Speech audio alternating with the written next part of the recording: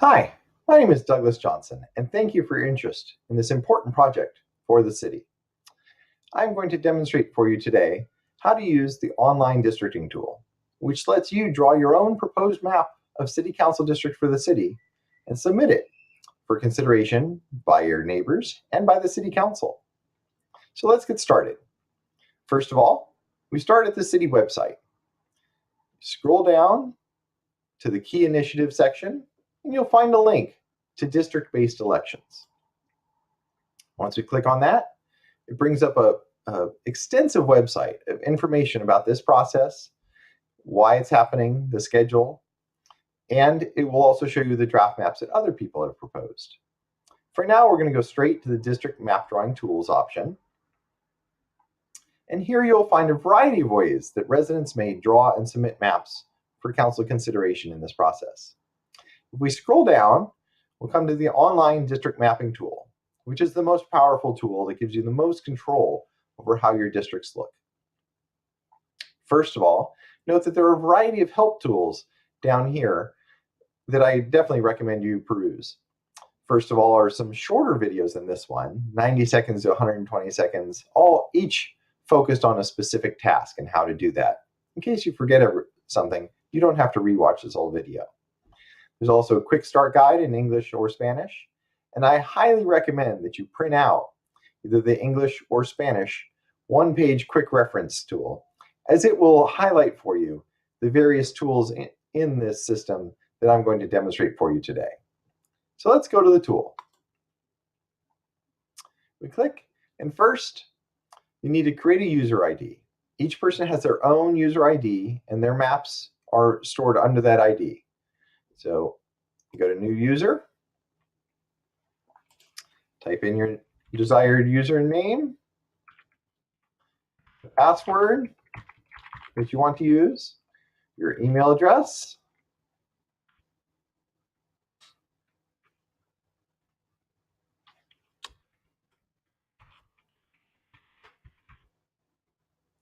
and then some usual text to prove that you're not a robot. Click Create User. Now the user is immediately created. There's no delay. So as soon as you do that, you can log in.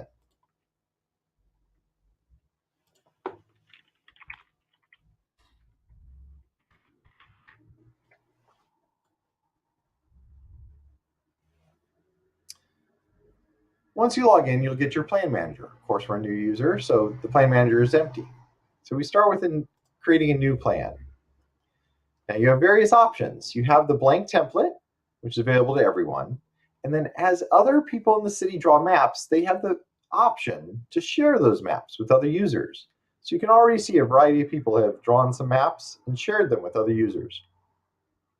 But we'll start with the blank template, but you can start with any of those maps. Now you're not changing their map.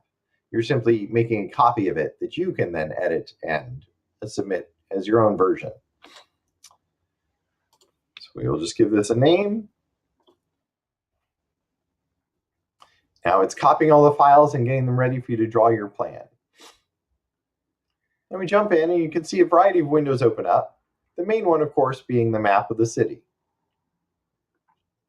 You'll see the black city outlines, your neighborhood lines, streets, and water areas all shown. Now, the main way of moving around are the familiar zoom in magnifying glass, the zoom out magnifying glass, and the hand that lets you pan the map around. Just to show you how these work, we'll zoom in, highlight the center of the city. Now, if that wasn't quite where you wanted to zoom in, well, you just use the hand and slide down a little bit. Then, of course, if that's too detailed, use a negative magnifying glass, click, and it will zoom out one step. But this tool has a couple of other zoom in, zoom out options. First is the back to the previous map. So this takes you back to where you just were. If you click on it, it'll go back one step at a time through each of the zooms or pans that you did earlier. You also have the option to go all the way back to the beginning, display the initial map. So that's how you move around the map. So let's zoom in I'll just choose the center of the city randomly, and we'll start drawing some districts. First of all, you have to choose which district you want to put the area we're going to select into. So, of course, this is a new map, so there are no districts, so the first district will be new district. And there are three main tools we use to choose areas. First is the click one by one on census blocks, which is slow. We mainly use that for fine-tuning the map at the end. The other main tool is draw a line, and every census block that line touches will be selected. Or the main one we use, especially when beginning to draw a district, is draw a shape. So I'm going to draw a shape. And everything that line touches, until I double click to finish it, will be selected. Now you can see some census blocks have some pretty funny shapes. This whole area is selected because that block comes all the way down to touch the line I drew. So I can hold down Control, and deselect that one block. Holding down Control undoes whatever the same option, selecting one at a time, selecting by area, or selecting by a line. So let's demonstrate selecting by a line as well. So say I want to just add a couple of blocks over here into my district. I draw a line, and each of the blocks touched by that line is added to my district. This pending changes box tells us how we're doing. How many people have we added to our district? So far, the change is 2,354. And of course, it's a new district, so our total population is 2,354. And we're 12,000 people short of how many people this district needs to have to be complete. So we can go through and keep adding people into this district until we reach that number. But for now, this is a good start. So I'm going to say start, save that, and call this District 1.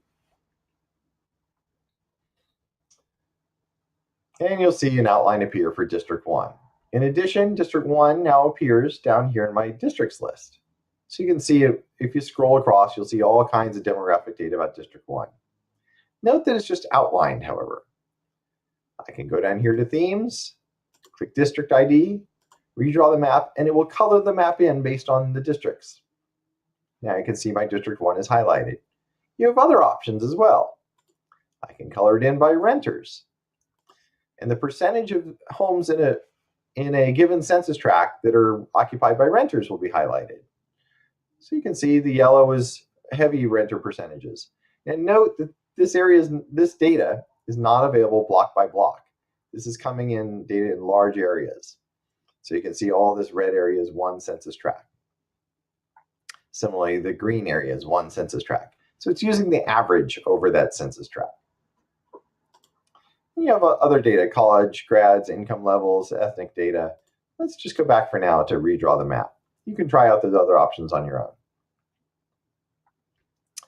So now you can see up here, the target is District 1. If I choose any new area and hit the green Go button, it'll put that territory into District 1. Let's do just a quick demo of that for you. So we'll choose a few more.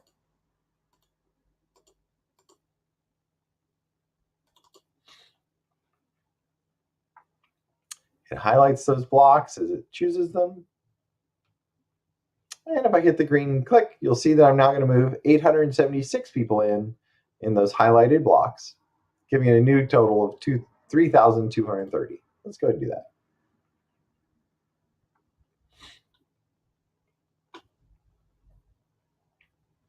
And if I'm ready to start my next district, I just go back here, click New District. For source, I can check Unassigned. That way it will make sure that if I accidentally click on one of the District 1 blocks, it won't select it. And I can choose a new area. So let me go ahead and do that.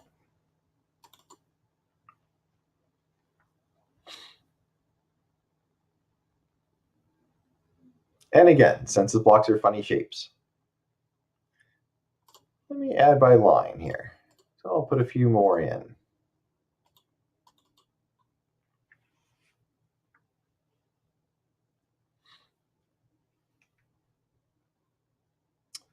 And I'll put these into District 2.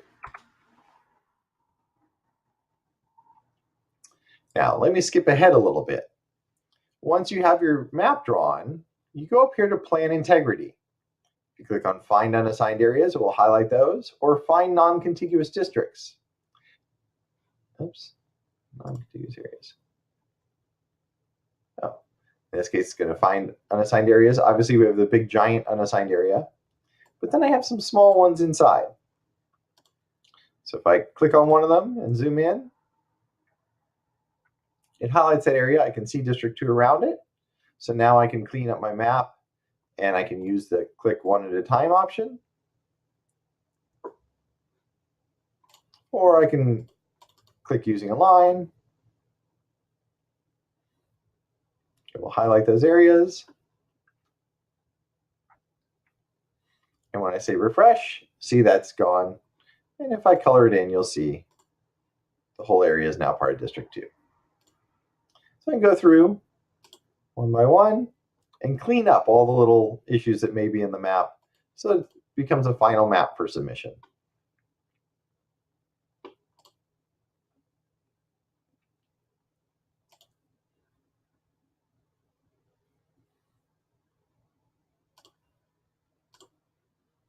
We do the same for the plan integrity, non-contiguous districts. Make sure that every district is contiguous and that all the pieces connect. We do this last one.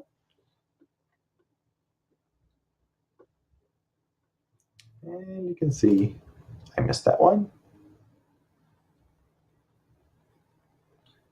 Assign that to District 2. Refresh the list, and now I just have that one big area that I haven't worked on yet. Can jump back to display the initial map, remember that? And you can see now I have my 2 districts drawn. Keep in mind there are some areas like this that are not in the city. You won't be able to assign them. Once you have your map done, the other options you have up here, share plan, as I mentioned, you can share your map with other users of the system. But note that that does not share it with the city.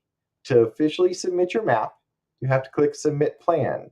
And once you submit it, it's final. You can't modify this map. You'd have to make another copy. Remember that, make a new map. You make a copy of your map and submit it. So when you submit a map, please write a description. This is your chance to tell the council why, and your fellow residents, why you drew the map the way you did. What neighborhoods were you trying to keep together? If you started from another map, what were you trying to fix in that other map?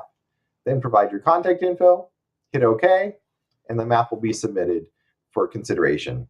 It does take a couple of days for us to process the submissions before they get posted onto the city website. But they will get up there and will be considered by the council. Once you're all done, you can go back to your plan manager and start working on another map or a different version of what you were just working on. See, now my map appears. Or you can log out. Once again, thank you for your interest in this process. I do caution that, as you've seen, this tool is old. It was written in 2009. So it does take some use to get used to it. But once people get used to it and figure it out, we find they really like it. And most people will submit 1 or 2 or even 3 or 4 maps as they get comfortable with the system. Please feel free to contact us with any questions at sanrafael@ndcresearch.com or by phone 818. I forgot my own number, 818-254-1221. Thank you very much.